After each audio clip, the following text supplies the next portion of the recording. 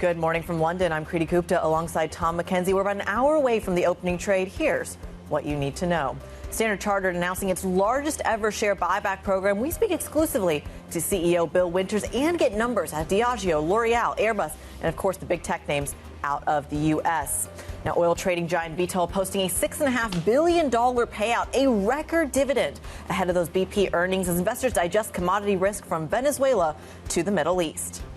And France's economy grows more than expected. Spain is up next. We're going to break the numbers live and analyze what it means for the ECB.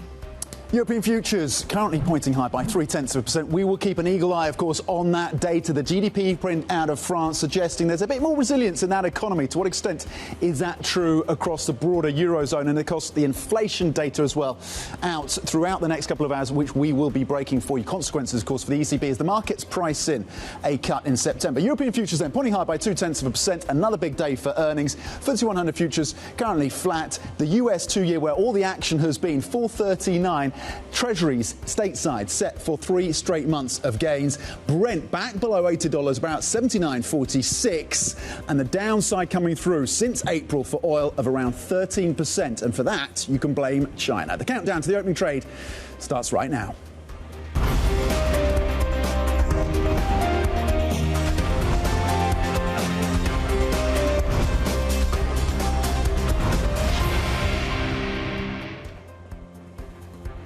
It is Tuesday, July 30th. We are seeing really just knee-deep of earnings palooza. I think let's just dive right into it because we talked about the annual Standard Chartered earnings. We are seeing BP and Diageo across the wire at the moment. Tom, you were talking about that oil price. BP already hitting the wire. Did you just say palooza? I like that. We should use that more often. BP, the redhead, is second quarter adjusted net coming in as a beat for this oil and energy major. $2.76 billion US dollars in the second quarter. The estimates had been for $2.69 billion US dollars. And here's what's crucial.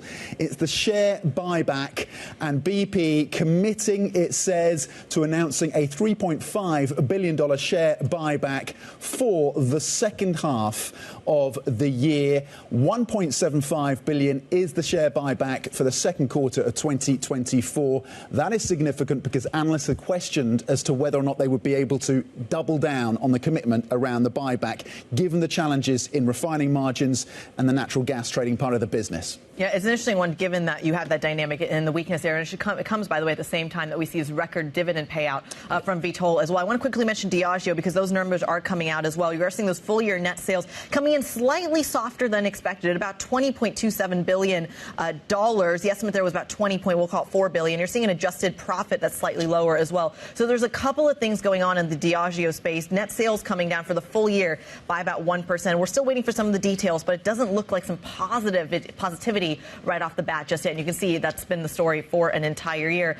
But I want to come back to the BP story because the buyback one is not one that we just saw in the oil space. We see it in the banking space as well. Standard Chartered coming out with a record buyback of its own. It was a really solid set of results for Standard Chartered then. In terms of the buyback, you're absolutely right to zero in on that because for this bank, with that exposure to Asia, all of the challenges around the real estate story of China, but a beat in terms of the top line. Second quarter pre-tax profit coming in at $1.83 billion for Standard Chartered, well above the estimates of $1.6 billion. And as you were saying, the buyback, a record $1.5 billion US dollars, planning to return a total, Standard Chartered, of $5 billion by 2026. And the gains in these results from Standard Chartered coming through the wealth part of the business, where they saw gains upside of 25% in terms of the income from wealth within Standard Chartered. And speaking of that income story, it's a similar one. We also have Nomura lines crossing as well. You're actually seeing year-over-year net income from Nomura coming out stronger as well. And I thought this was interesting because, look, when we're talking about net interest income globally, this idea here simply being that you are now seeing rate cuts on the horizon, maybe not for the BOJ, but for the rest of the world. That's going to eat into a lot of these bank earnings that have really been riding high on this. They've also been riding high on the volatility as well with a lot of the trading parts of their businesses. And yet you are still seeing them able to hold on to their buybacks, hold on to things. Is this banking resilience or is perhaps the last positive quarter? I don't know how to interpret that. Well, this is the rationale from some of our guests is don't freak out about a slightly lower rate environment for the banking space because even if you move down by 25, 50 basis points, even if you move down a full 1% between now and mid-2025, you are still in a higher rate environment for these banks. Yeah. They are well capitalized, and investment banking deals will start to come back. We started to see a bit of a tick up, a bit of a pickup in terms of the capital markets. You get that combined with what is still a relatively high interest rate environment, and it still looks like a pretty decent backdrop for the banks, is the argument for those who are still constructive on that space. Yeah, well, so then there's the story of, you mentioned that capital market activity, but even within that cross-border consolidation right here in Europe is something we're watching very closely. That story of acquisitions, though, is something we're watching in the tech space as well. And this is where you're seeing a lot of these big tech companies sit on record piles of cash, try to deploy it, and then get faced with a lot of regulatory scrutiny. There's no winning here, it feels like, for tech right now. You're setting me up for Microsoft, because that is one company amongst many, of course, stateside, that are facing that scrutiny in the US, but also in Europe as well. A company, of course, with that significant stake in OpenAI and OpenAI's own investments as well, facing scrutiny. Microsoft, really key in terms of the reporting that comes out later today. And the focus is going to be on cloud computing and Azure, because the forecasts see overall for Microsoft a tick up in revenue growth of about 15%. That's the revenue growth forecast for Microsoft for the most recent quarter. But within that 15% growth, they see 30% growth around Azure and the cloud business. And then the key other question is to what extent the monetization story is coming through in terms of the CapEx spend. And that CapEx spend for Microsoft expected to move from about 11 billion in the last quarter to 13.3 billion. One analyst saying inline results will not be enough for investors. They have to come through with a beat. They have to show that monetization. They have to show that the cloud is still growing. So that's the micro story. If you kind of broaden that out to this idea of the big rotation and whether or not this is kind of the end or the beginning of the end for this big kind of bid for tech, some would argue that actually it might not be, because you still have that defensive flows going into the tech space. If you do have the earnings come out really well, then already you're seeing a little bit of sell-off in the tech space, so that some of that steam is kind of taken out. There's a lot to digest. We're going to dive into it throughout the rest of the show. But in speaking of the rest of the show, let's talk about what else we have coming up. At 7:15 a.m. in just about 10 minutes time, we're going to preview all that central bank action, because it's not just about the micro. This is a lot of macro stories as well. Robert Dishner, Senior Portfolio Manager at NeuBerger Berman, will be joining us. Plus, at the top of the hour, we'll speak to the Diageo CEO, Deborah Crew. We're going to be, I feel like the theme as well in the earnings space has been a lot of drink makers lately, which can kind of be a little bit of a microcosm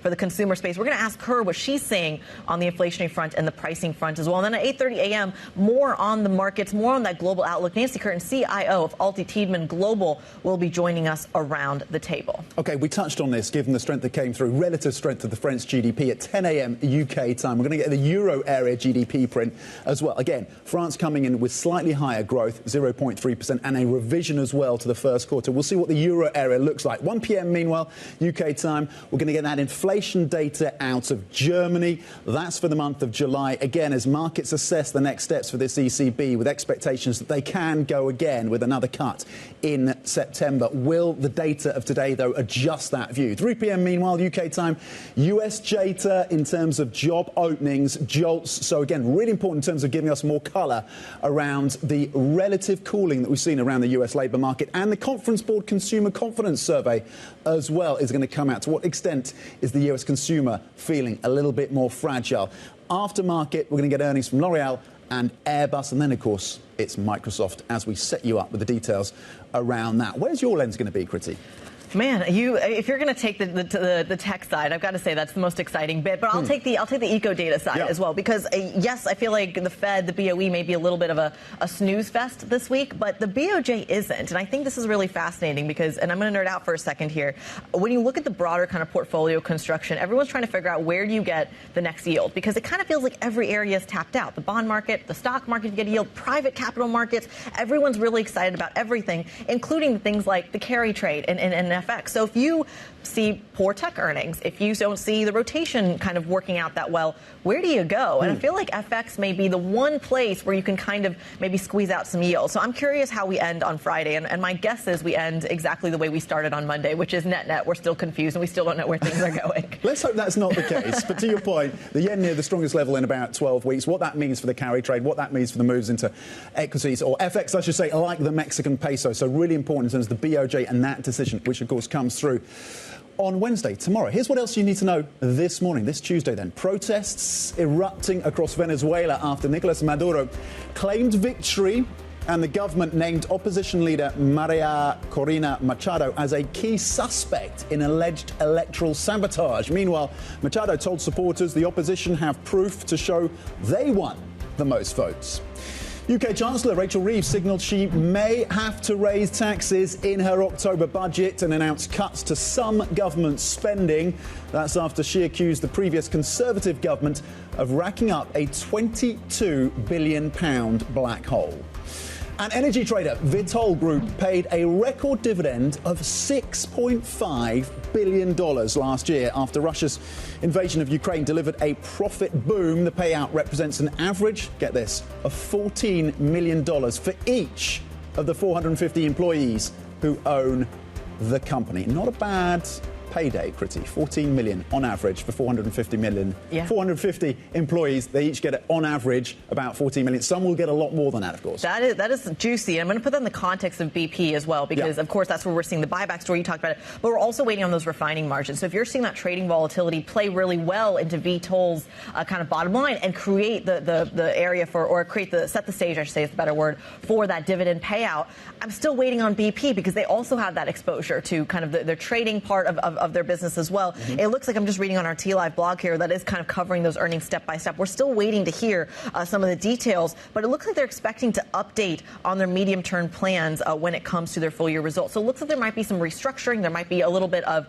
some interesting dynamics where they may be talking about the risks that they're facing, the pressure on the refining margins that they're facing, maybe a little bit of commentary on some of the geopolitical risk, of course, especially overnight with the headlines out of Venezuela and the Middle East. Yeah, and to your point, look, they faced that pressure and they flagged it around the natural gas and oil trading part of the business. So we wait for more details on that. And you talk about the geopolitics, there's also the domestic politics as well when it comes to BP, because the current Labour government has said they are going to continue to push ahead with that tax, that windfall tax on the energy companies. And again, you start to see the numbers coming through from a company like Vitol, of course not a UK asset, but you see that share, you see that cash returned to many of its employees on the back of essentially the gains that came through on the Russian invasion of Ukraine, and that does raise at least some people's eyebrows. Politically, the scrutiny maybe for some of these energy companies coming back to the fore. Yeah, well, I mean, this is the blessings and the curse of being in a trading house, especially in the commodity space. There's so much risk globally. So we're going to dive into that. We actually have a great panel later in the show that we're going to be talking about kind of marrying the earnings with the geopolitics and what you need to know on the oil story. But coming up, we're going to be talking a little bit more about the Italian Prime Minister Giorgia Meloni's visit to China and basically offering to broker better trade relations between China and not just Italy, but the broader European Union. She, of course, meeting President Xi Jinping in Beijing. We're going to bring you the details of that meeting and what that relationship really looks like. Plus, on the economic front, euro area growth data dropping this morning. What clues will it provide on the ECB's rate path ahead? We're going to bring you the numbers and the analysis. And of course, up next, earnings back in focus ahead of major central bank decisions. It's really an embarrassment of riches. We're going to dive into that next with Robert Dishner from NeuBerger Berman. Get involved in the conversation. If you have any questions for us or for your guests, please send them to us. IB plus BBTV Go is a function on your terminal. Stick with us. This is Bloomberg.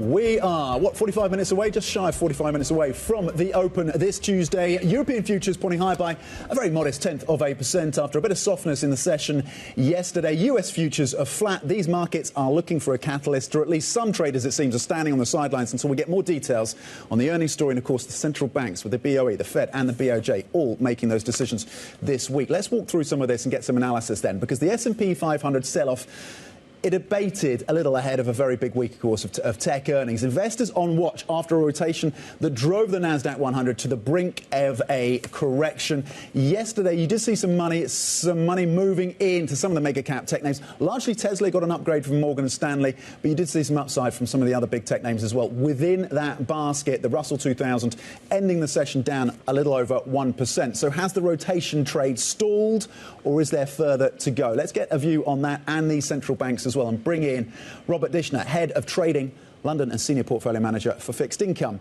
at NeuBerger Berman. Robert, broadly on that rotation theme, were the moves that we saw yesterday, do you think, in terms of the stall out of this rotation, is that a temporary blip, or does this theme have further to run? And what is the earnings story telling you about the moves into some of those cyclical stocks? Sure, it's a great question. I think what you're seeing is the setup into earnings for this week, right? Obviously, we've got a number of the Mag 7 reporting this week, and I think you've seen a lot of this actually over the past couple weeks, which is people getting close to home in a lot of positions. As you noted, some traders on the sideline. Last thing you want to be is in the wrong position at the wrong time. You think about the Japanese yen rally, and we'll talk about the BOJ lately, but you think about that rally that we've seen in the yen coming up, and I think it's no different in the stocks. The other thing is, if you think about where does growth come from? Obviously, if you look at some of the earnings analysis, earnings beats quarter to date are among the lowest in 6 quarters, right? So, EA on the terminal is one of my all-time favorite functions, but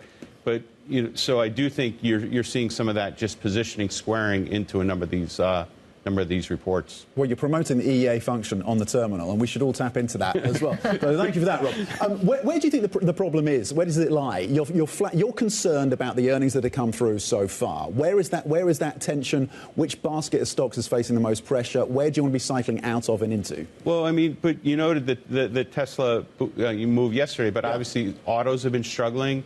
We've been hearing stuff from airlines, right, that despite lots of travelers, the outlook probably isn't so great. So what we're seeing is that consumer getting a bit more tapped out. Obviously, the McDonald's top-line numbers yesterday were a bit light. So I think along those lines, it's really saying, okay, focus. Where's the growth going to come from? Markets tend to pay premium for that, and where's that going to be? And it may be back into value, and it may be into banks. You highlighted that rates will still be high for a little bit of longer time. So we're just going to have to sort of see after what will turn out to be a pretty consequential week for probably for at least until September, right? Because we're just not going to get a lot outside of U.S. election drama over the month of August. I'm so glad you mentioned the McDonald's. I am obsessed with this story, not just because I'm craving an Egg McMuffin this morning, but I think it's important for a global audience because it's so much of a read on the consumer, but also because so much of their earnings come from abroad. So there's a currency story there as well. But I'm curious because the McDonald's weakness that you're seeing, and I should mention for our global audience, this is the weakest number since the pandemic when it comes to their purchases. They're known for cheap products, so it shouldn't necessarily see in terms of kind of expenditure. Quality fries, just got to say. But I think there are other options out there. The stock rallied yesterday. It did, but the point I'm trying to make here is it's coming off the back of some pretty weak data in the States broadly, and I'm curious if these are the early signs of a crack in an otherwise very strong American consumer. Yeah, no, I think that's the exact right thing. People will tend to want to ignore certain things if it doesn't fit their narrative, right? The narrative being U.S. consumers invincible, they're going to keep spending, whatever. Right. But we've seen this now across a number of companies, right? We've seen this across the airlines. We've seen this now from McDonald's. Obviously, we've seen some things at the lower end, right? This lower end consumer issue, whether that's the credit card default rates, the credit card utilization rates, these type of things, the auto rates. Bloomberg had a good article the other day about repos on automobiles. So, man, you were just a Bloomberg consumer, aren't you? I've been using it for 20 plus years. So we are seeing, I think, some of that softness, and I think the Fed's going to acknowledge that. And so one of the questions, at least for the meeting, and sorry to segue to that, is whether the Fed does downgrade the labor market in their statement on Wednesday. Well, how does that show up to the bond market then? And I'm curious because even though we're talking about this need to cut from the Federal Reserve, you're not the only person who said that. Consensus is forming around that. The fact that there may actually even be appetite to cut in September despite the proximity to the election. And yet you're looking at a 10-year at about 4.18. How do you square that? Well, I think you made a good comment just earlier about how, we'll probably be on Friday where we started the week. 2023 was an interesting year. We started the year 10s at 386. We finished 2023 at 386 after some drama, after a move to 5%. So, I think for the bond market with 10s at 418, that's around fairish type value, in terms of where 10s could be. Could they rally some more? Absolutely. Might they leak a little bit? For sure. But we think the real action is really going to be in that 2 to 5 year part of the curve, particularly if the Fed acknowledges some of that weaker growth and probably some better inflation. So that's interesting. So there's more work to be done in terms of the 2 year in the belly of the curve.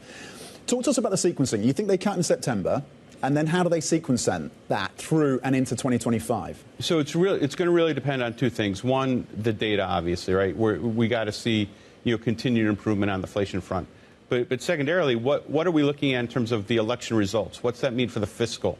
Whether we get an all-Republican sweep, an all-Democratic sweep, or mixed political environment in the U.S. And so what does that fiscal look like, and what's that outlook for growth on the back of that fiscal, right? Do we get, so-called animal spirits and we get a rejuvenation in the economy, or is there sort of more pessimism and the Fed may have to act a bit more accordingly? We think they cut in September and December, and then on a quarterly basis in 2025, eventually getting to around 3.5%. So if that's the Fed, let's bring it right back to Europe here. You use that keyword fiscal spend, and it feels like fiscal is doing a lot of the heavy lifting lately in Europe relative to the monetary. How long does that continue? Well, look, the fiscals, we're seeing pressure on the fiscal, and we're seeing how the market reacted to the French elections, right? The market is very attuned to fiscal concerns in Europe. And, we see fiscal tightening on tap across the Eurozone. So if you look at the projections, for all the major economies in Europe, we see fiscal tightening. On top of which, it's likely that we do see wage growth stall out in Europe. So the question for the ECB will be, when and how much. And again, we see them cutting again in September and again in December. On the BOE, you say they should cut. Will they cut? And what would drive that?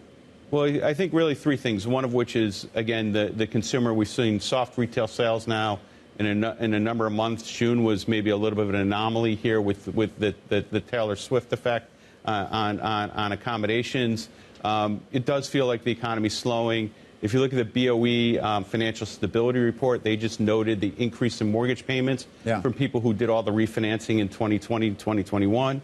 So hang on, Taylor Swift. We get a mention. It's a daily mention. I love it. She's back. Wembley. Yes. August the 18th or 19th. I've got tickets. I'm going. So that inflation is going to be back again with Taylor Swift in August. Although it feels like it's not as each time it gets a little bit less and less. Does it? Okay.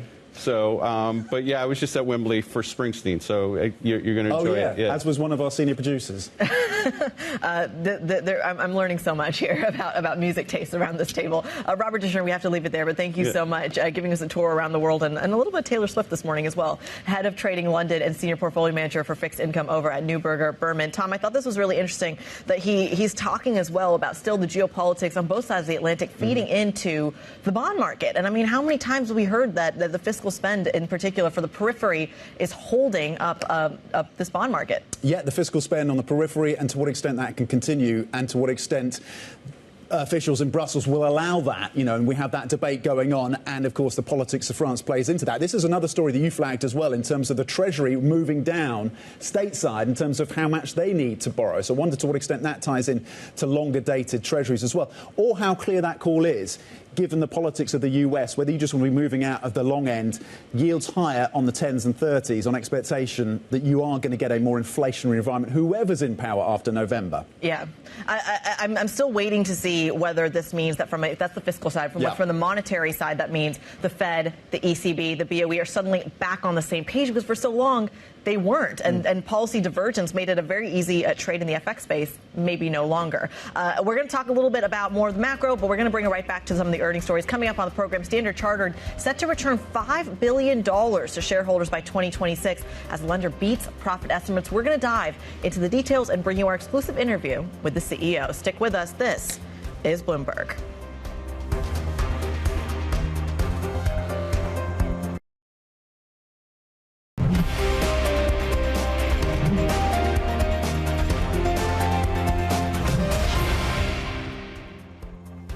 30 minutes away from the start of the opening trade. Look, there's a lot to digest. I think earnings are really front and center, especially in the banking space, especially in the oil space as well. Right now, when you look at the future story, you are seeing a little bit of green on screen, but marginal and underperformance in the FTSE 100. When I talk about the oil story, I'm curious of how much of that is weighing on the FTSE 100, at least from the futures picture, given that it has been actually pushing the index higher in some of those recent trading days. So that's going to be one we watch as well, in addition to some of the bond market as well, because, of course, it is not only earnings palooza, but central banks palooza as well. You are seeing a 10-year yield over in the States about 4.18, but yields, again, I'm not going to write home about this, marginally higher across the continent. The German 10-year at about 2.36, and I think that's the one we want to watch. And all of that feeding into, again, that banking story that we are getting right here in Europe. Standard Chartered shares, for example, up in Hong Kong, of course, trading there, but still one that's very relevant to this part of the world after announcing an expansion of its multi-billion-dollar share buyback program. Now, this came after it reported a beat on second quarter pre-tax pre-tax profits driven by its wealth business. Now, Standard Chartered CEO Bill Winters spoke exclusively to our very own Lizzie Burden. Take a listen. We've done $2.7 billion in the first year so far. So, yeah, if we continue to perform well, what we've said to shareholders is we've got a strategy. We're pursuing the strategy. It's working quite well. Earnings are strong. We're managing our capital very, very directly and I'd say quite actively. And that's allowed us to return any surplus to shareholders. And we've said, especially given where our stock price is, which is not as high as we think it should be, we will buy back as many shares as we can with surplus capital. That's what we're doing. If we keep on performing, of course, we can keep on buying back shares. Yeah, I think earlier in the year you described the stock price performance as, and I quote, crap. So you're still not happy with it? No, of course not. It's less crap than it was, but it's we have a long way to go. And, yeah, of course, we have to ask the question, why? It certainly isn't that we're not performing well. So the performance is we can do better. I will always recognize that we can do better, and we are doing better. Yeah, I think we're operating in a somewhat difficult environment. And I think we need to be clear about just how differentiated Standard Chartered is. And, yeah, at the end of the day, we serve multinational corporations on their cross-border needs, and we serve affluent individuals. We do that extremely well. We got a fully scaled and quite a substantial position across Asia, Middle East, and Africa, but also with multinational corporations coming out of the Americas and Europe. That's what we do. We're doing it well. It's generating good returns. We keep on going. So do you have potentially a new target figure for the buyback target? We haven't revised our target. We just set the $5 billion target in February. I mean, we're not going to fine-tune this thing every 3-6 months. What we said was we'll do in excess of $5 billion, and we're on track to achieve that. And as I said, we'll keep on going if we can generate the strong performance. Now let's get more on the story with our very own Charlie Wells, who, of course, I'm sure has been watching every single thing coming out of Bill Winters' mouth. Walk us through your take on this, because if you look at kind of the way that the profit numbers came out, they were positive pre-tax. There was also like a negative tinge. Can you just walk us through the numbers here before we dive into the buybacks? Yeah, I mean, look, Standard Chartered is an interesting bank, right? So they're headquartered here, but a lot of their business, most of their business comes from Asia, emerging markets, the Middle East. And so it's an interesting bank, especially when you compare them to a lot of European, their peers. And I think the key issue here really has been their share price, right? So it's trading, I believe, 25% below the price target. That's a discount, I think, of almost double those European peers. And so the story is interesting. And what we heard, Bill Winters was just here in the studio. He was saying, our share price is not a proxy for China GDP. So I think that's a story that they're really trying to tell. And I think, to go back to some of their performance, I think the issue really here that was positive for them was that wealth figure. And I think, this is a global trend that it looks like Standard Chartered has really latched onto. Winters talked about how, there is a rise of mass affluent individuals, not just in the West, but in Hong Kong, in Dubai, across the world, and they were really latching on to serving those clients. And another point that I really should make here is this is the kind of business that a bank needs, not just Standard Chartered, but other banks around the world. They want those wealth fees coming in, excuse me, at a time when interest rates could be going down. Yeah, so they saw an increase, to your point, in income from wealth of 25%. That was a really standout number from these earnings. Talk to us then about how that kind of project ties into the return of cash to shareholders. He said he's committed to that $5 billion. It sounded like he was leaving the door ajar maybe for a bit of upside coming through, forward thinking in terms of these buybacks. Yeah, I mean, he is razor focused on that share price, right? We heard him use that, I would say, derogatory term from a few months ago talking about the price there.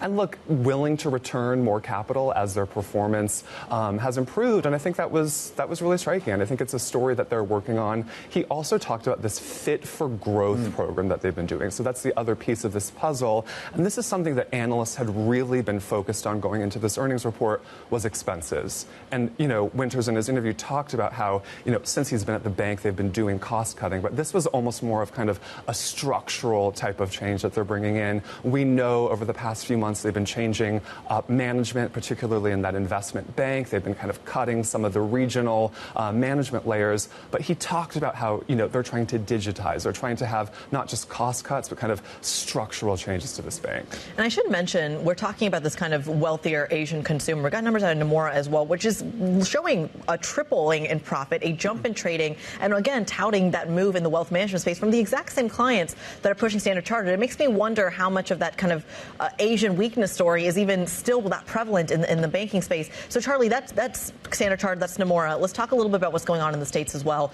with Berkshire Hathaway and its own take on the U.S. consumer via Bank of America. Interesting. So it basically looks like Berkshire Hathaway is taking a little bit of a summer trim to its holdings of Bank of America. So, they have, according to a filing, cut about $3 billion worth of shares there. But it's important to remember, look, Berkshire still has, I believe, about $40 billion of shares in Bank of America. And the story here is really interesting. I mean, Warren Buffett back in 2011 started investing in Bank of America. If we rewind to that period coming out of the financial crisis, that was a really dark time for this bank. And, Buffett's backing of Brian Moynihan, who had already at that point been the CEO, that was a real boost of confidence. And so I think, look, it still seems like confidence in Bank of America. Obviously, the customer that Bank of America serves is coming under strain. But this is a pretty good time, if you think about it, to be selling shares of Bank of America. They're up about 22% this year. They've been underperforming, but the story has really changed. They just had a really solid earnings report, both on that Wall Street side, but also on that net interest income side. And so if he's going to trim a little bit, not unprecedented, but certainly something to watch. And it's a reminder that some of the best decisions in life are made whilst sitting in the bath. That's exactly right. He made that decision to invest in Bank of America whilst he was sitting plumb in his bathtub. I did not know this. There we go. Charlie Wells, thank you very much indeed. Fabulous roundup of all things banking, Standard Chartered, and the move, of course, by Buffett and Bank of America. Thank you. This week, a barrage of euro area economic data. Let's move to the macro right now. We'll deliver crucial information for the ECB as officials look for signals on whether to resume interest rate cuts in September. Let's bring in Bloomberg's Oliver Crook with the details. Ollie, walk us through what the expectations are, good morning, around inflation and how that story is evolving in Europe.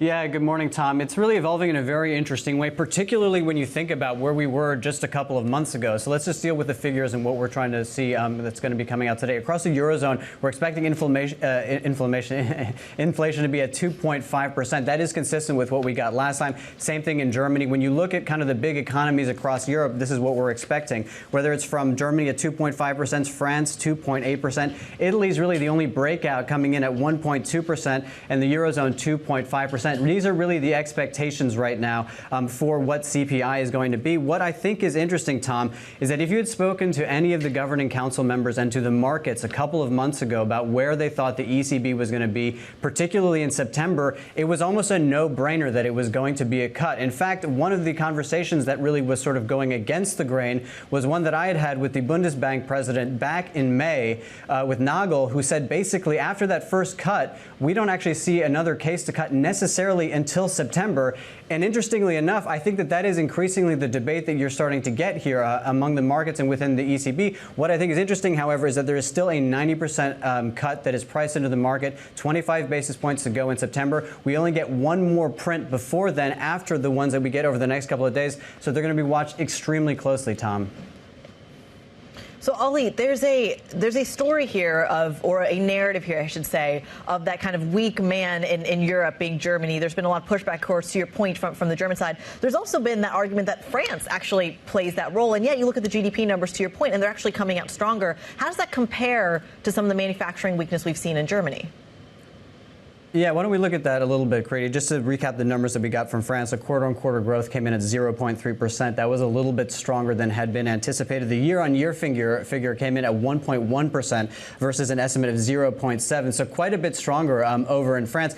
I'm sad to say, because I do sit in Berlin and in Germany, that the picture is not quite as rosy here in Germany. I mean, the estimate for growth here is at 0.1%. We saw the IFO figures that were not great a few days ago. I mean, last week we had German PMI data. Manufacturing, of course, as we've talked about at great length, manufacturing absolutely crucial for the German economy, has been in contraction for 2 years, right? And so in terms of where the turnaround is going to come for the German economy, I mean, you can sort of bounce in and out of growth a couple of basis points here and there, but it doesn't really move it forward. The problem is that there is not really that sort of catalyst for that German economy to turn around and grow. which is why I think, Kriti, it's important to listen to the actual companies and why we're going to be paying so much attention in the auto sector, and especially on Thursday with Volkswagen when they've got their numbers out. I mean, it's been an absolute roller coaster for the auto industry, and Volkswagen, the biggest player in the biggest industry in Germany, will be absolutely crucial.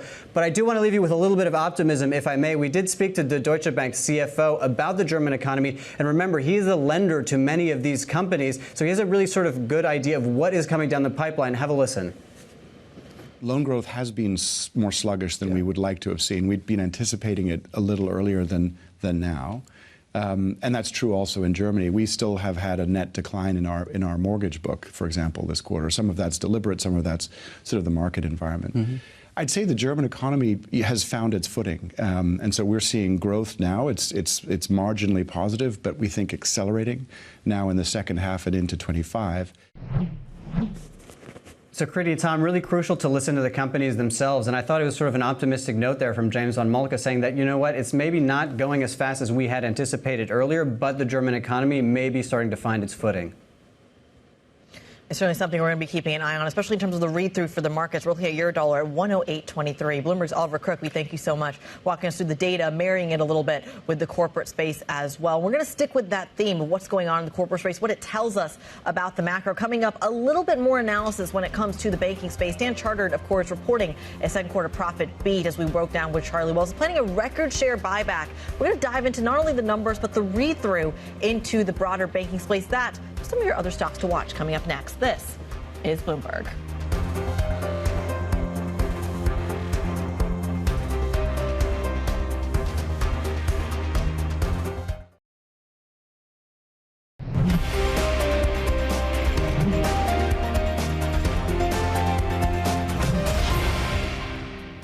There is a lot of new stuff to build. And I think even if the progress on the foundation models kind of stopped now, which I don't think it will, I think we'd have like 5 years of product innovation for the industry to basically figure out how to most effectively use all the stuff that's gotten built so far. But I actually just think the kind of foundation models and the progress on the fundamental research is accelerating. So that it's a pretty wild time. OK, Meta CEO Mark Zuckerberg, of course, in conversation on the AI boom. Talking of which, that will be the focus of these tech earnings this week, of course. Microsoft kicking things off tomorrow, and a focus on ROI and whether or not they can monetize that heavy investment. On that point and the broader look at these markets, let's bring in our Markets Live executive editor, Mark Cudmore. Mark, good morning. How sterling do the numbers need to be from Microsoft and co this week to reassure the markets that the AI theme is still there? It is harder for the tech earnings this week to impress than it is for them to disappoint. I think the narrative has slightly changed. People are generally buying into the idea that the AI hype is real in terms of long-term changes and impact on how we're going to work over the next couple of years.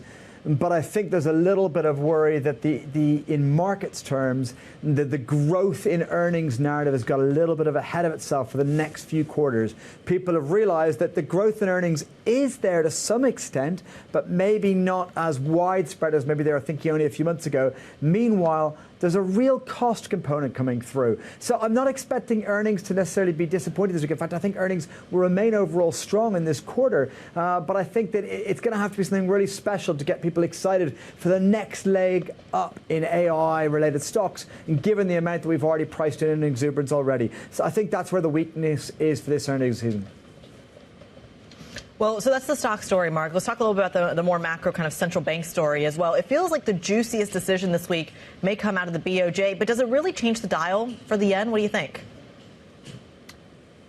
I think it will, actually. I think it might do. Look, it's definitely the exciting one. Look, you know, Kriti, that my theory is the BOJ always disappoints and confuses, and I expect that to be the case this week. Even if they hike rates, it'll be clouded in such a message of dovishness that I think that we can get back into the yen depreciation trade likely after these central banks are out of the way. Obviously, there's a lot of uncertainty around that decision, and you don't want to get too aggressive before those meetings. But I think that is where the risk reward is. You've got to remember the fundamentals of Japan Japan are. This is a country with a stagnant economy still, despite deeply negative real yields, still not sustainable inflation, still not got the resources in a world where commodities are generally bid. So it needs easy policy, can't hike rates. It has to pay the bill for its large debt pile through vast currency depreciation, and that process is not fully played out. So I think that likely all we're seeing is better levels to sell the yen for the longer term. Mark, on the question of sovereign debt levels, and I'm thinking of sovereign debt across the Eurozone, is there a case to be made, but maybe sovereign debt in the Eurozone around the periphery is a little vulnerable to the data that we get today? Where's your lens going to be when it comes to the eco data of Europe today? I think what's interesting is, today is the day we get excited about eco data before the earnings, before the central banks are on this week. But we're only going to care for a little bit. It's the fact that Europe never has the exciting story in a positive way anymore. It doesn't have the AI trend. It doesn't have a big commodity resource story. It doesn't have exciting growth. It doesn't have exciting structural reform. It doesn't have exciting demographics. The only time that traders sustain interest in the Eurozone is when there's a crisis or when there's a negative story or when there's political uncertainty. So, you know what? I'm looking at Euro as very much a tactical story, not something strategic. It's not the big thematic one for the year ahead. Come on, Mark. We have fun in Europe. I don't know what you're talking about. I'm having a great time. Bloomberg Markets Live executive editor Mark Cudmore joining us this morning. We thank you so much. You get more analysis from him and the team. Just type in MLIV Go on your Bloomberg terminal. We're going to go from fun in the GDP space to fun in the European stock market. Joe Easton has our stocks to watch. Joe? Morning, Kriti. So we're starting with some banking fun, and Standard Chartered announcing a $1.5 billion share buyback as they use their cheap share price to return more cash to investors, as the CEO explained to Bloomberg earlier today. What we've said to shareholders is we've got a strategy. We're pursuing the strategy. It's working quite well. Earnings are strong. We're managing our capital very, very directly and I'd say quite actively. And that's allowed us to return any surplus to shareholders. And we said, especially given where our stock price is, which is not as high as we think it should be, we will buy back as many shares as we can with surplus capital. That's what we're doing. If we keep on performing, of course, we can keep on buying back shares. So that was the StanChart CEO speaking to Bloomberg there. We can see the stock actually up around 5.5% over in Hong Kong this morning. Traders saying that the wealth management strength also positive as net interest margins continue to come down. Also that buyback as well.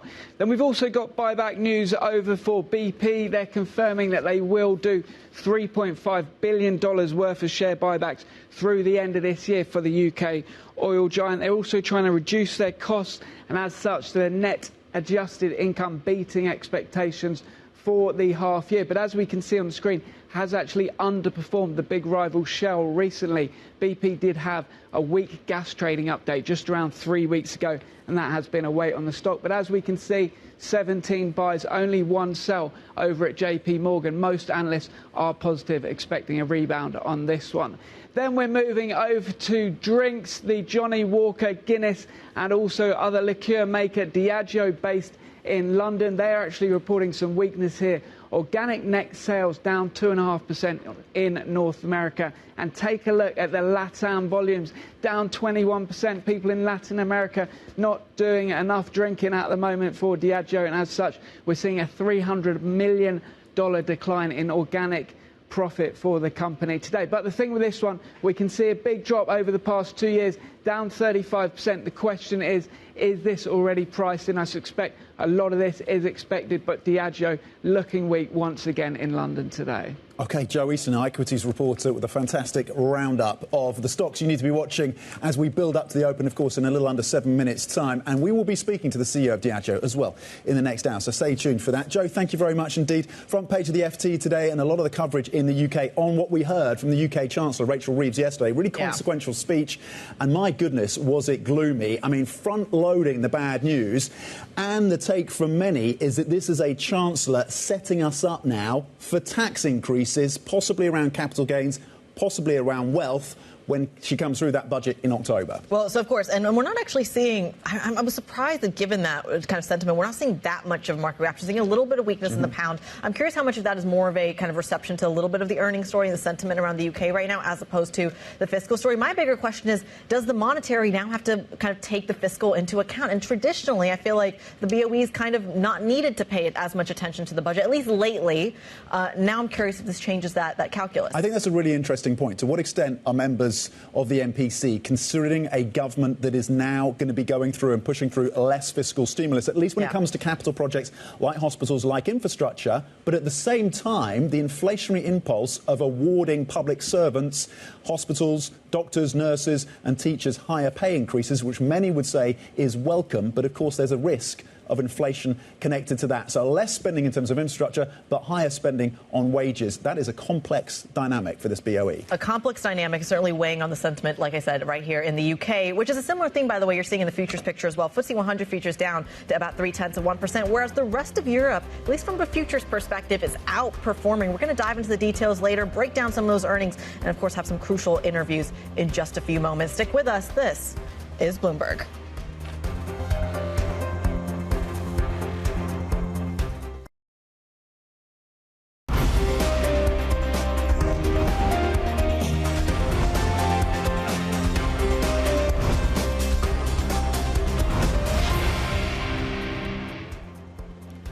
A few minutes ago until the opening trade, you're seeing a really interesting dynamic play out, especially given what we saw in yesterday's session. So the blue line here is the European session. You saw a bit of a sell-off, a lot of that coming off from the earnings pain that we saw over in the States, though, a slight rebound. So it kind of didn't come out that enormous, that much optimism, but enough to set the stage, I think, in today's session for a little bit of green on screen. I want to show you what that looks like in terms of the futures picture, because again, we are getting some of those oil earnings out. We are going to see that weigh on the UK picture, and that's where you are seeing an underperformance on the FTSE 100, Tom, down about 0.3%, where the rest of the continent is actually seeing green on the screen. Not that much, but enough to show that that margin between the two are actually widening. And we'll see whether the softer oil story or the earnings picture for BP is the bigger impact as we look at your stocks to watch this Tuesday. In focus then, BP. Let's kick off there.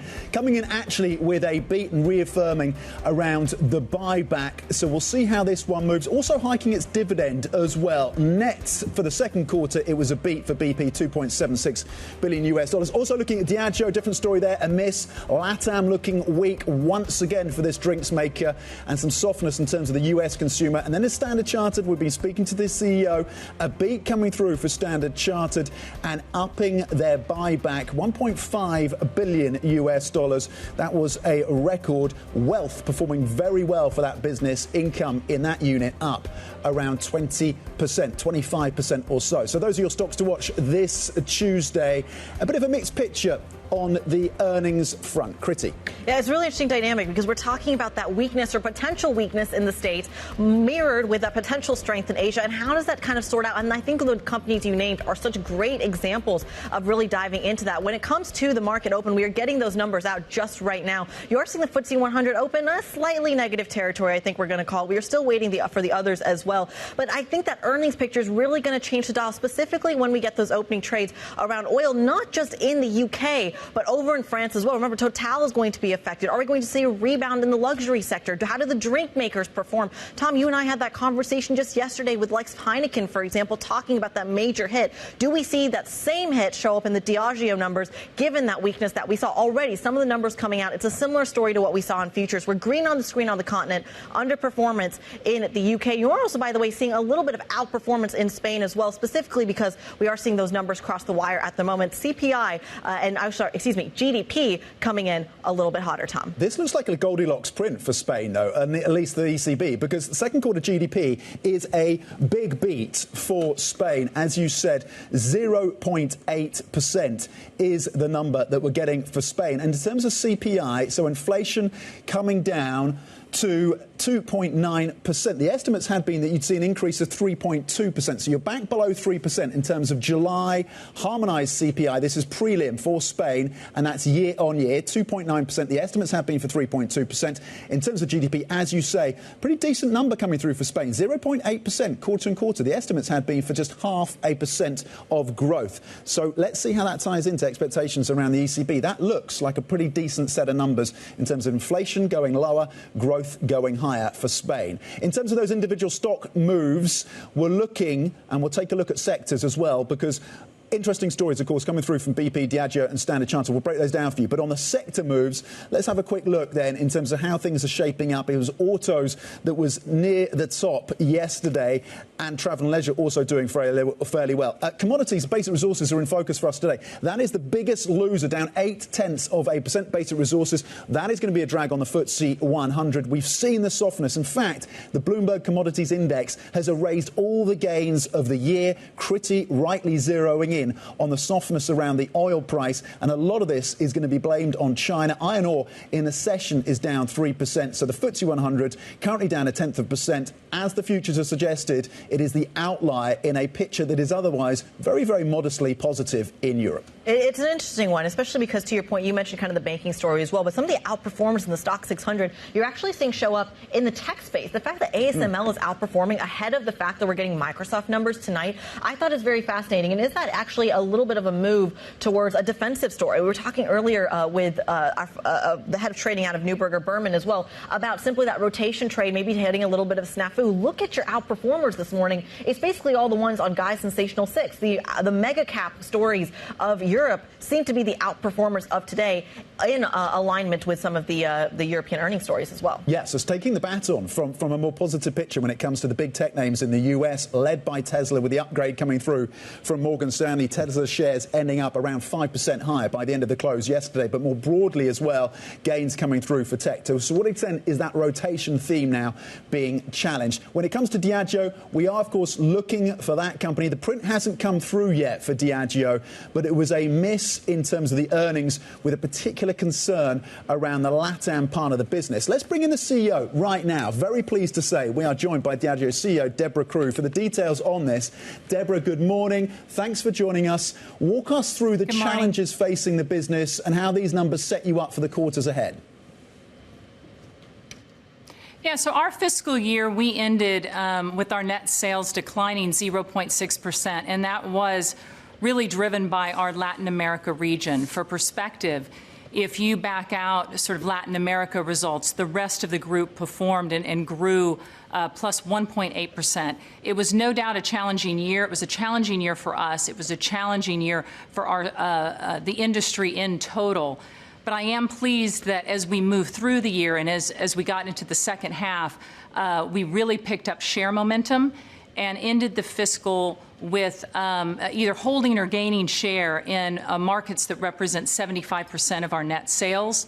That includes markets like U.S. and China. And we also delivered a record year of productivity, plus 700 million. And that helped us to deliver great free cash flow, 2.6 billion. That is up. That's an improvement versus prior year, despite the softer top line. Are you seeing, Deborah, on the US component, are you seeing a reluctance from US consumers to spend big on those premium products that you offer? Yeah, we are faced with a challenging U.S. environment, just like many other consumer-facing companies. We're calling it a cautious consumer, a U.S. consumer that's quite cautious in spending. Wallets are under pressure as inflation is persisting. You're seeing, 30-year high grocery, food basket prices, and that has certainly impacted us. Additionally, interest rates remain high, and so that's impacting retailers. We've had some retailer destocking this year. But as I mentioned earlier, our brand's still in this environment. We do see consumers willing to spend when it's really important for them. That matches well with our with our celebrating, gifting, that type of area where we have, and we have picked up share. We in fact ended with gaining or holding share in 90% of brands that represent, well, actually have brands that represent 90% of our sales. Brands like Don Julio, which is a super premium tequila, plus 12%. Brands like Guinness, plus 6%. And these are premium brands. So, in the right occasions, we're seeing it, but certainly wallets are under pressure, and it has impacted us. Deborah, as we're speaking to you, we should just mention for our global audience that Diageo shares are officially open. You are seeing the shares drop by about 6% in the opening trades here in London. I want to pick up on the concept that you're just talking about, that weakness that you're seeing in the States. How is Diageo combating that? Is that in terms of strategy, are you looking to boost volume or are you looking to boost price? Yeah, so look, we are navigating through this, and we're a resilient company. We've got great global iconic brands. So we are going about, and we're very much on our strategy, our long-term strategy, and it is about continuing to gain quality market share with our premium brands.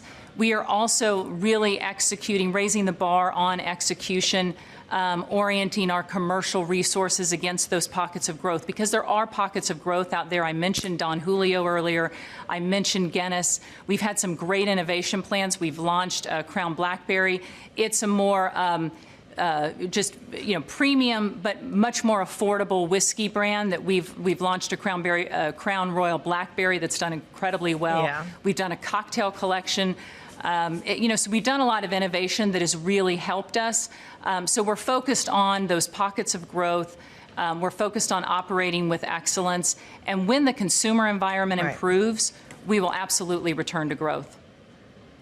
So, Deborah, speaking of those pockets of growth, one of the tailwinds or one of the growth areas for Diageo has, of course, been Latin America. And it seems like that's where not only are you seeing pain, but you're seeing some inventory issues as well. Walk us through how you're combating them. Yes, it's not as key of a market for you as the United States, but it is still one of your big growth areas. Walk us through the Latin America story.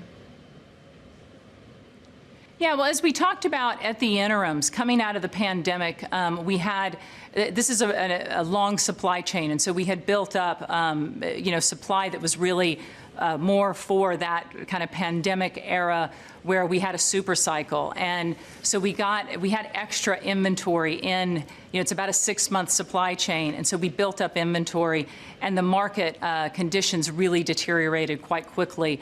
We talked about this at the interims. We committed that we would work through that within this fiscal year, destocking, getting better visibility on what we had in the various channels, and and absolutely getting to a place where we would get to more appropriate levels for the current consumer environment. And we have done that within this fiscal.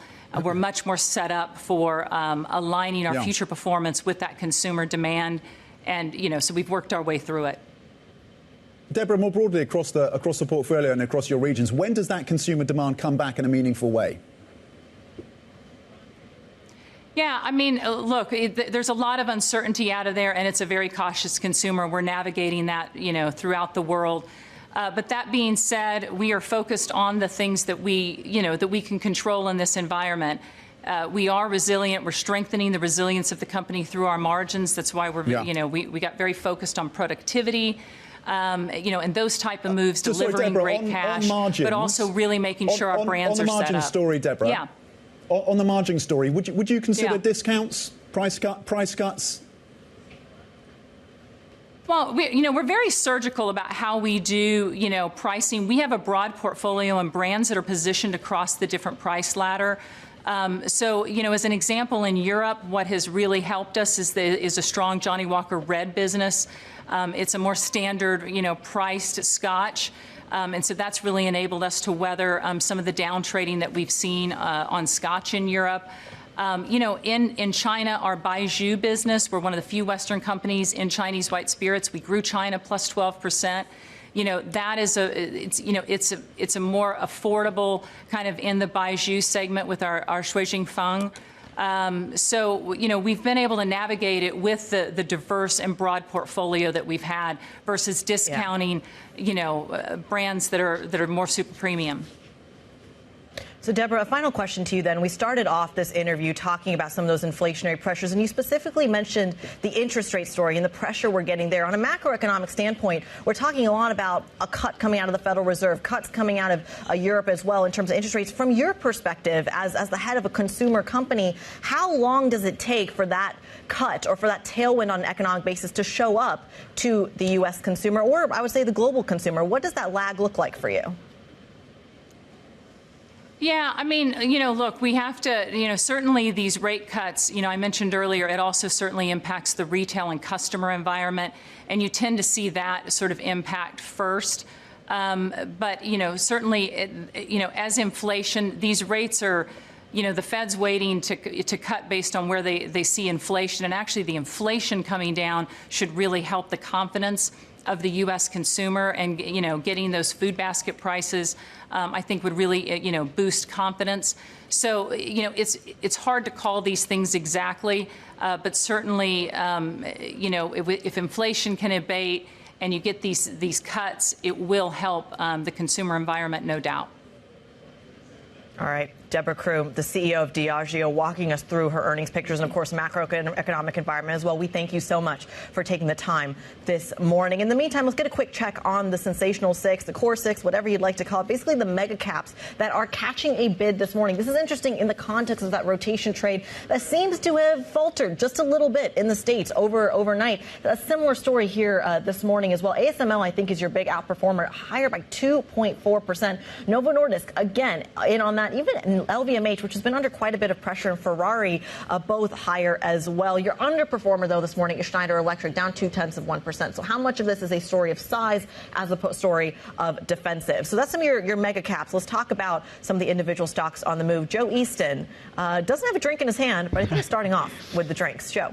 Yeah, usually I can be fined with a drink in my hand, but you've just come back from a week on holiday, so maybe not at the moment. But look, Diageo, want to check back in. We're down almost 8% now. This is the second rough day for drink stocks this week. You mentioned earlier yesterday we had Heineken slumping following that warning from the beer maker. Today it is Diageo. This is trading at the lowest level in 4 years. The CEO was just speaking about some of those issues, but it does seem to be this 20% decline in Latin American volumes in the last half year that's weighing on the company.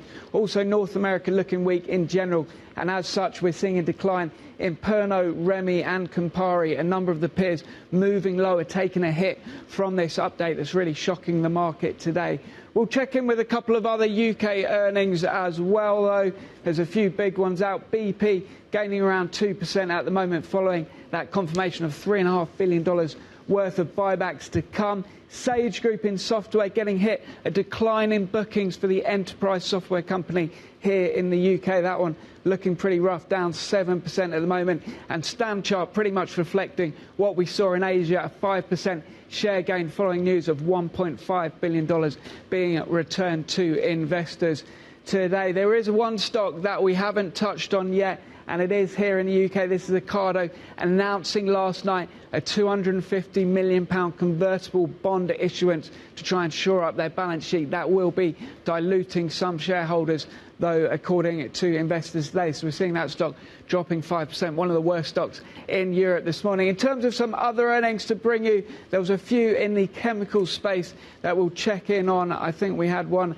out from Switzerland. There it is at the top there, Sika gaining 2.4%, around 60 billion market cap. It's a big firm reporting some strong numbers there. A couple of decent decliners, though, standing out. These are falling lower as I speak. Fresenius Medical in the medical tech, the dialysis firm, weak earnings out of them today. And Rexall, this is a building supplier over in France. Both of those slammed following their results. And another one over in chemicals, the nutrition company DSM, another big company, gaining 3%, all earnings linked for those ones. You mentioned ASML. Now, this one does actually have a broker move today. I think that's what's driving the stock. Barclays goes overweight, saying that the concerns around China potentially are overdone. We saw big drops in ASML recently to that stock, gaining 1.9%. And finally, another one getting a positive rating is Eni over in Italy. HSBC likes that one, saying that their gas business is performing better than expected. And I've just been told by the producer we are seeing St James's Place shares soaring. So we're going to bring that one. That is an earnings update as well. I need to refresh myself on that one. That is the wealth manager in the UK, up 16% today. I'll dig into that one, but that one up 16% in London this morning.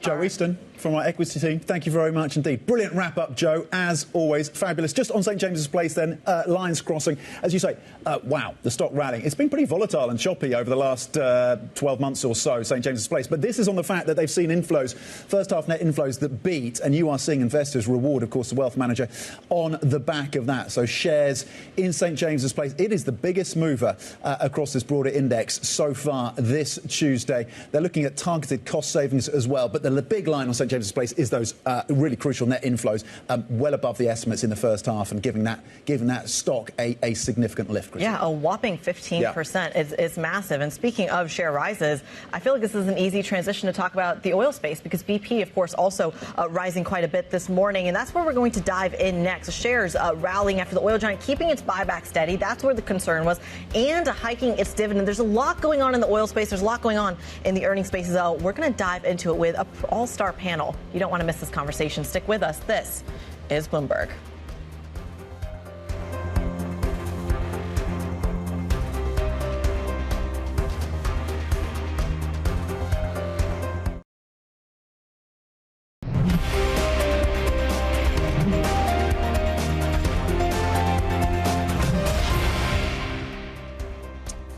Welcome back to the opening trade. We are 20 minutes and 20 seconds into today's session. The picture that you're seeing across these equity markets is that FTSE 100 is the outlier, downside of 0.4%. Some of that can be blamed, a lot of that can be blamed on what we're seeing in the commodities market, with basic resources lagging in terms of the impact on the FTSE 100. Gains coming through for the CAC grant up 0.3%, and over in Germany the DAX posting modest gains of 34 points across the benchmark. Stock 600 gains of 0.2%, and the earnings story is front and centre as well. BP shares gaining this morning. That's after the oil giant maintained the pace of its share buybacks and increased its dividend as it posts stronger second quarter earnings from pumping crude. For more, we are joined by Bloomberg's lead on European oil, James Heron, and Bloomberg's senior executive editor, energy and commodities, Will Kennedy. We're going to broaden the conversation out as well beyond BP to look more broadly at this space, because there's some really interesting stuff below the hood. But James, we'll bring you in first on BP and the numbers that came through, because they had warned that the gas trading, oil trading part of the business, refinery margins were getting a little squeezed. There's a challenge there. This was prior to the earnings today, but they've actually come out with a pretty comfortable set of numbers, it seems. What kind of stands out to you? Yeah, absolutely. I mean, clearly, they made most of their money from pumping oil out of the ground, the most basic part of their business. Other divisions like refining was pretty weak. Gas was a bit weak too. But yeah, the core of their business was strong. They had lowered expectations a bit in advance of the earnings, but we've got to bear that in mind. But yeah, they came in slightly ahead of consensus. And they announced the go-ahead for this big new oil project in the U.S. Gulf of Mexico, which is an area the company talks about a lot and is very excited about for its future growth. And yeah, as you said, the shares have reacted positively, so people seem quite pleased with the performance overall. You know, it was interesting that we saw this kind of massive, or at least holding on to their buybacks, because at the same moment, and Will, I want to bring you into the conversation here, we also got numbers coming out of Vitol as well, a $6.5 billion payout. Is there a read-through here in terms of kind of the trading businesses? Trading is a big part of BP's business, and it has done well for them over the last couple of years. I think in the most recent quarter, it didn't perform particularly exceptionally. Vitol has made an enormous amount of money in the last couple of years, and the numbers that we revealed yesterday are slightly historical, but just speak to the rewards that those Vitol traders have gained. Did BP traders make as much money? Probably, but we won't know because they like to keep those numbers under wraps. OK, James, look, we're going to get Will's take in terms of where oil goes from here, below $80 a barrel right now on Brent. But what the picture, how that sets up BP then in terms of the quarters ahead. China is clearly a challenge in terms of broadly the price. What are you looking for when BP positions for the quarters ahead on trading and on simply the sale of oil? How challenging is the environment for BP? I guess the numbers today, a bit of a one-off relief for BP. Does it become more challenging in the quarters ahead? I think so, yeah. Going back to trading, the big boon for BP and other companies in the last few years has been LNG, because you could divert liquefied natural gas from Asia to Europe make a huge amount of money. Now, gas prices in Europe have normalized a bit, so that big cash cow is not there. Inventories are what, 90% or something? Yeah, when it comes to the European crisis was caused by the invasion of Ukraine really has abated a lot. So they can't lean so heavily on that. But yeah, oil production prices are quite high thanks to OPEC cuts. Now, obviously, OPEC currently is planning to start returning its production to the market from October. So the question is, well, one, will they go ahead with that? They've made sort of conflicting noises about that. And secondly, given the questionable demand picture in China, we'll probably see crude prices start to fall, and that's what could cause problems for these companies. So you mentioned that the focus, of course, on OPEC, but there's also another focus on the Middle East, and will kind of give us a little bit of guidance here on how do you interpret the developments coming out of course, Israel, Hezbollah, the potential escalation there, but not only there, also in Venezuela. I mean, there's so much geopolitical conflict, and yet the oil price kind of feels a little bit stable in the face of it. Square the two for us. Let's take those one at a time. Yeah. Since the events in Gaza last autumn, there has been some concern among oil traders that it could spiral into a wider regional conflict that involved Iran. But I think traders have got fairly comfortable with the situation. There has been no direct impact on oil production. And I think, in a sense, they expect that to continue. Now, there are risks. Clearly, if we get a major war in Lebanon and then Iran feels that it has to get more involved, there are risks, but I think the market has broadly got comfortable with the situation, the very worrying situation in the Middle East, but the market's got comfortable. Could change, but right now they seem okay with it. If we take Venezuela, there's clearly a lot of turbulence, but Venezuela does not have a huge amount of impact on global markets right now. Its production is only about 1 million barrels a day, but maybe a little bit more. It's not a huge exporter, so the market can take that in its stride. I think the salient point about the market, which James alluded to a moment ago, is that people are slightly concerned about the demand outlook, and particularly the demand outlook in China, which seems pretty soft. So Brent down 13% since the highs in April. China is a factor. What does OPEC Plus do? James put a question mark over this for us. Do OPEC Plus, do they change their plan on this? Our current reporting is that they will not do anything this week, although one shouldn't rule out a surprise, and they could come back at any point. I think they won't. It looks like they won't rush to change course. I think they still believe that the fundamentals of the market look fairly tight, and they have a political agreement from the last meeting which they will perhaps not want to upset, because even a decision to delay the increase in production might be unpopular with some members. Certainly something we're going to be keeping a very close eye on. We've got the earnings story. We've got the fundamental oil story. We are prepped with an all-star cast. Bloomberg's leader on European oil, James Harren, and Bloomberg's senior executive editor of energy and commodities, Will Kennedy, joining us around the table this morning. We thank you so much. Coming up, our next guest advises diversifying with gold and infrastructure investment. Speaking of that commodities story and where it shows up in your portfolio, we're going to speak to Nancy Curtin, CIO at Alti Tiedeman Global next. Stick with us. This is Bloomberg.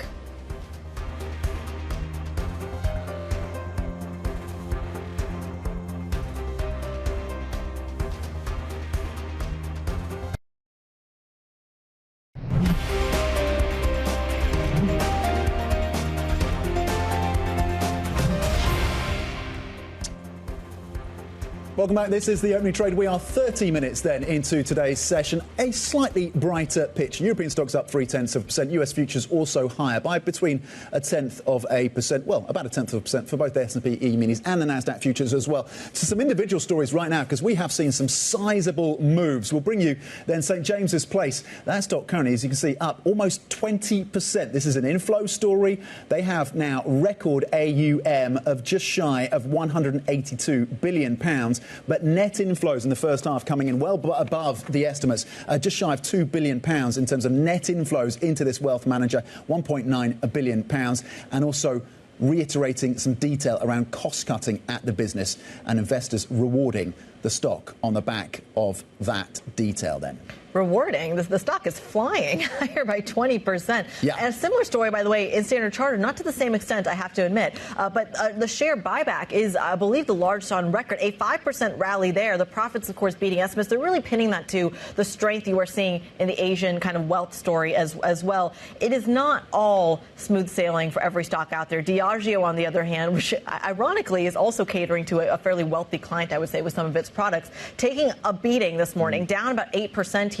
A lot of this has to do with weakness in consumer sales in the States, but also in Latin America, where it looks like that was their big growth area. And they're saying, look, the inventory just hasn't gone through. Interest rates are weighing on the consumer, and there just isn't that consumer appetite outside of, I believe, celebration is what Deborah Crew, the CEO, just told us. Nevertheless, not enough to stem the losses this morning, down about 8%. So those are some of your individual stock stories. Let's get a little bit more market analysis here. Joining us now, Nancy Curtin, CIO at Alti Tiedeman Global, joins us around the table. Nancy, a pleasure to have you on the program. Likewise, good to be back. I won't ask you what your favorite Diageo product is, but I am curious about your thoughts on the consumer, because, look, we're hearing this kind of weakness story out of the States in Diageo. We heard it in McDonald's yesterday. You're seeing cracks in the data.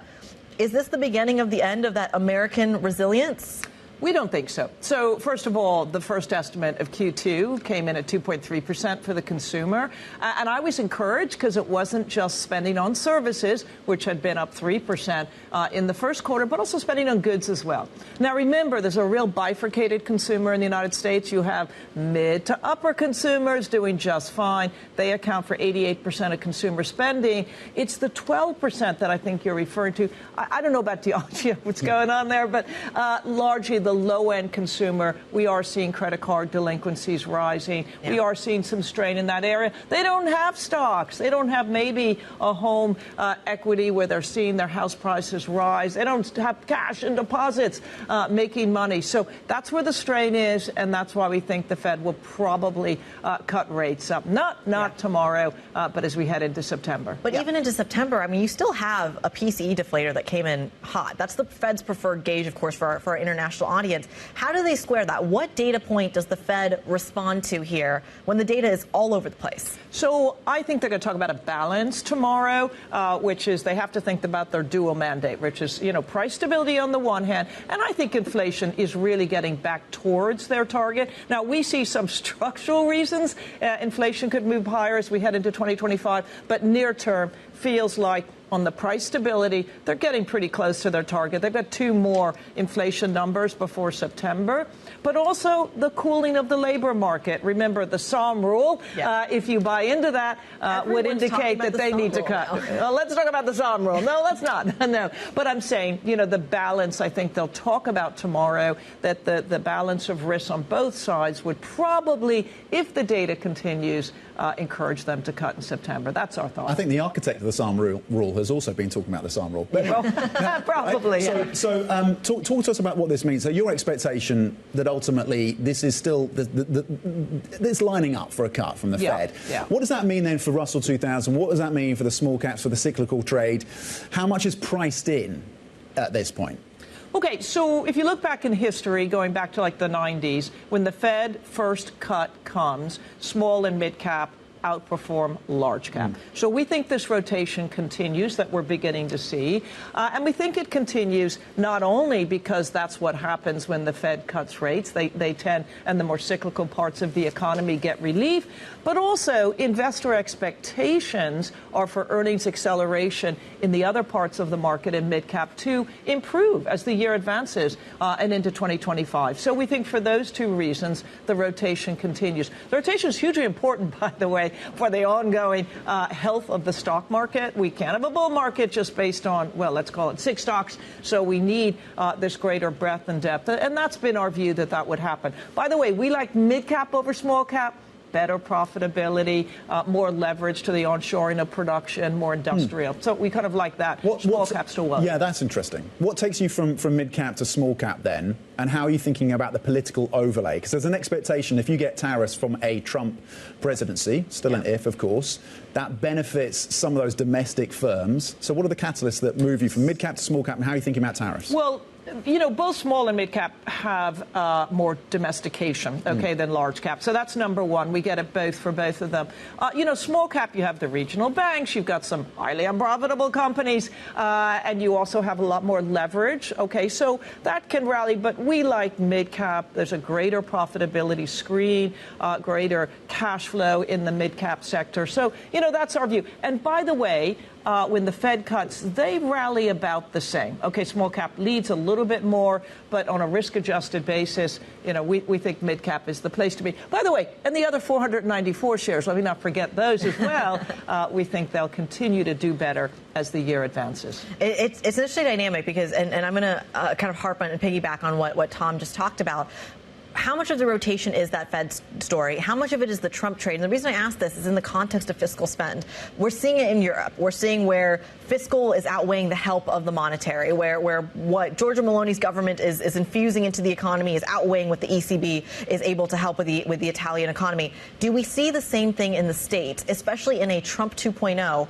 Do we see the benefits of the Inflation Reduction Act, for example, in terms of fiscal spend, disappear? How do you square that? I look at the Inflation Reduction Act and I look at the CHIPS Act and I think, oh, gosh, it helped both red states and blue states. Yeah. He's really going to repeal that. I don't think so. And also, remember, it's not just about who wins the presidency, who wins Congress as well. Yeah. And at the moment, the markets are looking at a historic flip.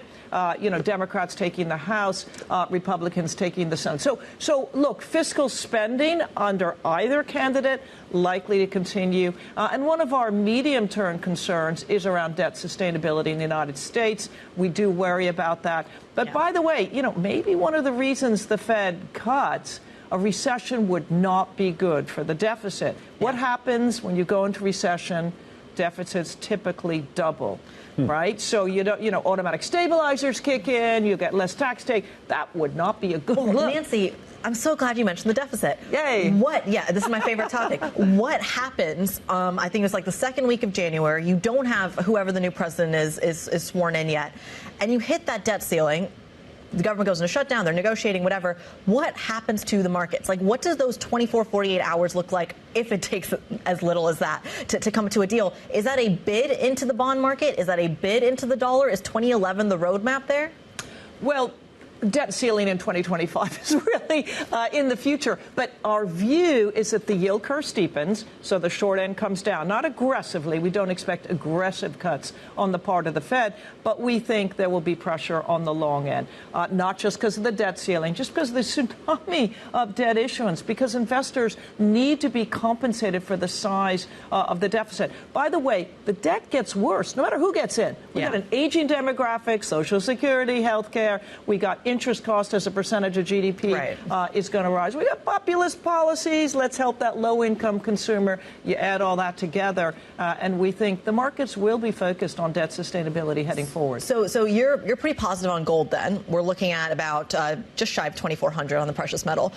Talk to us about, is that the hedge? Is that the hedge to the deficit? Is that hedge to the Fed? What is that doing? So we have a basket of what we call diversifying assets, which consist of gold, because that's nice and liquid. It's done very well. Thank you very much.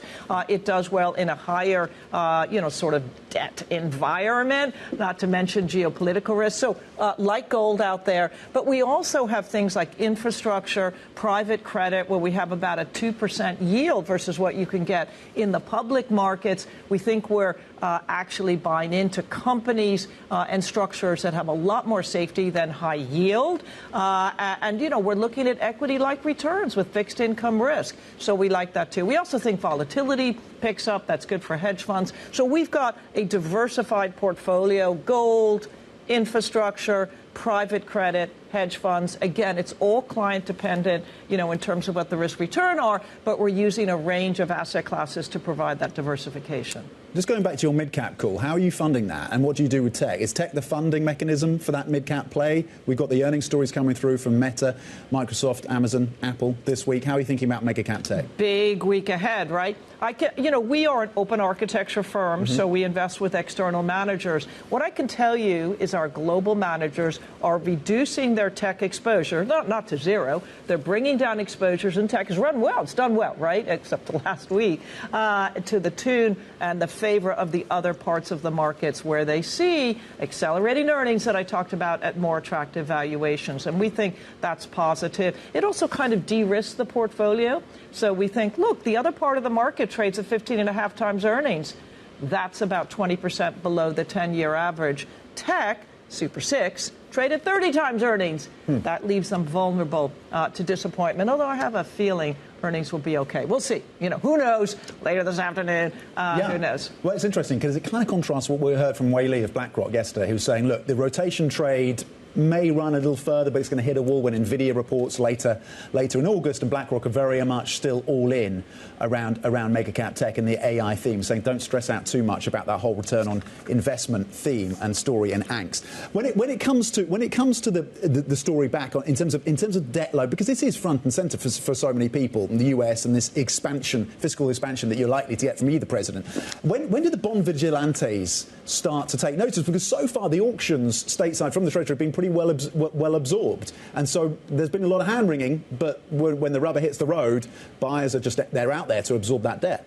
I think 2025. So we talked a little bit about that. To be clear, the bond vigilantes come back in 2025. That's an issue for the US in 2025. I think so. I'm waiting for them. They're hidden at the moment. But no. Look, as the debt and deficit continue to rise, at some point people are going to wake up at the tsunami of issuance. It's one of the reasons we've been underweight government bonds in our client portfolios, but actually at the long end, but not at the front end. No, the front end. No. We're at the long end. Give us a ceiling. Yeah. Give us a ceiling on yields here. I mean, look, we're 4.1 at the moment. We could easily go back to 4.5. Our long-term view is I think we could go to 5 with the size of the debt and deficit. Yeah. By the way, one thing that can help here, to the extent that the governments use fiscal spending in investment in infrastructure, that expands the productive potential of an economy, and that means you can grow faster, right? What does Chair Powell say?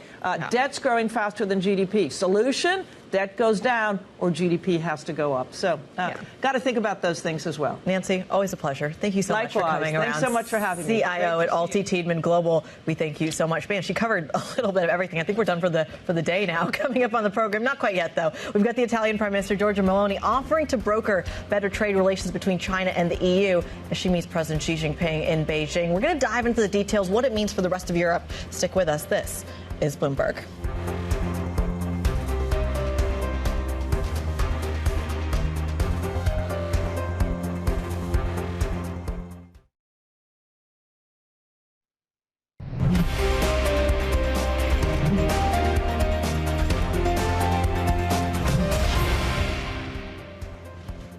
Welcome back to the opening trade. We are 46 minutes into today's session. Pretty decent gains actually coming through across the European benchmark, up 0.4%. Individual stories like Standard Chartered and BP, St James's Place here in the UK helping to lift these markets. Diageo, though, on the downside. US futures, meanwhile, pointed to gains of 0.2%. Let's get to the geopolitics right now, though, because Italian Prime Minister Giorgia Meloni has trumpeted China's potential for helping bring an end to Russia's war in Ukraine, calling it, quote, a key player in the process. Meloni is in China for her first official visit since coming to power. Joining us for more is Bloomberg's China government and economy reporter Lucielle Liu, joining us out of Beijing. Lucy, what were your key takeaways then from Meloni's China visit? It's been quite the about turn for Italy. They got on board with the BRI, then they moved down to the BRI. She's been meeting with Xi Jinping. What's kind of stood out to you? Yeah, that's right. This sort of charm offensive after sort of pulling out the BRI. So, yeah, absolutely. That key player in ending the war in Ukraine, I think, lending more legitimacy to China's, efforts to cast itself as exactly that, this peacemaker on the world stage. We know that its, special envoy for Eurasia affairs, Li Hui, is going on yet another round of shuttle diplomacy, this time to Brazil, Indonesia, South Africa, to, as the foreign ministry puts it, build up conditions to resume peace talks. And of course, they've recently hosted the Ukrainian foreign minister here in China. Interestingly, not in Beijing, they avoided that, but they met in Guangzhou. And, I think right now we can really see China trying to position itself especially as the U.S. elections come into view, and with Trump making these comments like he can end the war in 24 hours, China also angling to see what role it can play in ending the war in the Ukraine.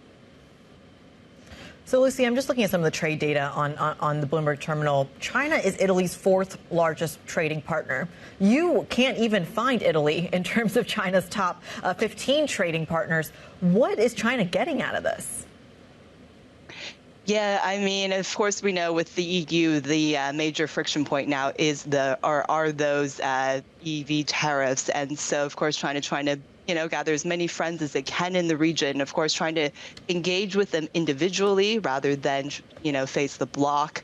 It obviously has an advantage in I guess engaging with them bilaterally.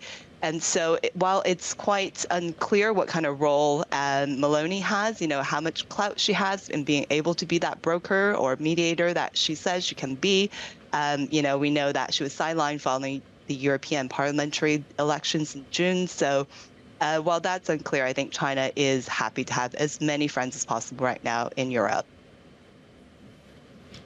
All right, Bloomberg's Lucille Liu, we thank you so much for giving us that crucial context. It's a strange friendship, but perhaps the beginning of a long one. We thank you so much. And I want to stick with what's going on over in Asia and pivot to Japan, where many small businesses are struggling to figure out how to raise prices after decades of deflation. Now, the pressure has prompted some company owners to take classes on negotiating higher prices in order to survive. It is the topic of our Bloomberg Big Take. Joining us for more on it is our senior editor, Reed Stevenson. Reed, I think you sat in on one of these classes. What was that like?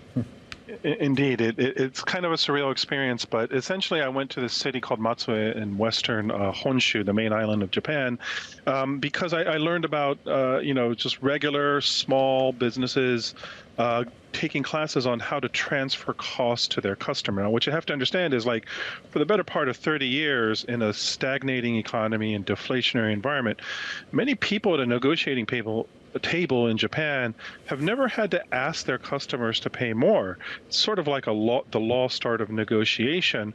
And so what I discovered were that they were going, listening to an expert on negotiations on how to go to their customers and make a case for them to pay more, which really is a critical part of the economic engine that the Bank of Japan is trying to get going here in Japan.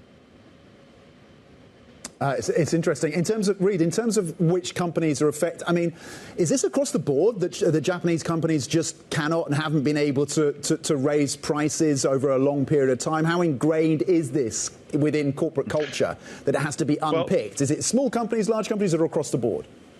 Yeah, it's the smaller companies. So, the Toyotas and the Sonys of Japan, they're fine. They have exports. They're used to inflationary environments. They have pricing power, brand recognition. But the smaller and mid-sized companies, which actually make up 90% of, the businesses in Japan, they're the ones that are very often at the mercy of these larger companies. They haven't been able to go to them and push for higher prices. And of course, you do in fact have some inflation in Japan. A lot of it's imported. For example, higher energy prices. With the yen so weak, there's a sort of imported inflation as well. And so their workers are also asking for more money. And so they're kind of getting squeezed in the middle there. Now, the central bank, which is starting its two-day policy meeting from today, has often said that it wants to see, sort of robust inflation in order to go beyond this sort of ultra-loose monetary policy that they've had. And so what essentially needs to happen is that in this sort of middle sector where the companies are getting squeezed, you want to see a healthy wage price cycle at least start to get going so that you can have a more normalization of the Japanese economy. OK, Reed, thank you very much indeed. Really fascinating. It is the big take of the day, of course, really important on a week, of course, where the Bank of Japan makes that crucial decision. Do they turn a little more hawkish, raise interest rates and cut their bond buying? Expectations are that it's a bit of a knife edge in terms of the interest rate story. Expectations around the bond buying cuts are pretty well baked in. So we'll see. Of course, the Japanese yen softer in the session today, but in terms of the gains that come through, nearest the strongest level in about 12 weeks for the Japanese currency. Yeah, it's an interesting one because it kind of eats into the broader macro play in that if you aren't watching the BOJ or if Japan isn't part of your portfolio, well, the carry trade absolutely is. And that's where you're starting to see a lot of the pain, especially if we're talking about rate cuts coming out of the United States. That has a ripple effect in the EM space. And then you're getting also doubly hit by that Japanese strength as well. So that kind of narrows the spread that you would catch. That's my very nerdy way of saying that the BOJ actually matters more to an international audience than I think it has in the last couple of months, simply because it was going in the opposite. It was going against the grain